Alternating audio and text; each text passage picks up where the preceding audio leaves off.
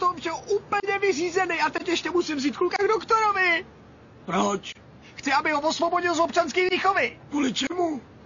Páč, jestli se tam něco naučí, tak tu chcípne. Úplně ho v té škole zkazej. Jak jako, že ho zkazej? Si vím, že oni ho tam učí, že se nemají prát čučet furt na telku a tak. Co s ním pak budu dělat? Mi přijde domů exekutor a on mu odevře a ještě ho slušně pozdraví. Nebo si se mnou bude chtít povídat o pocitech a pomáhat slabším. Tak to je brutál. No ale jakou lemost to chceš u doktora s mladým uhrát?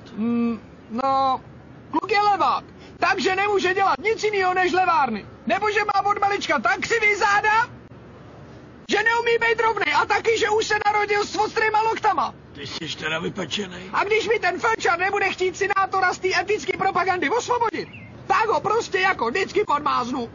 To je tam ten? Jo, ten samej, co mi dal ten štempel pro pracák. Co on ti to tenkrát napsal? Plnej invalidní důchod. Skrz co? Rodinný důvody.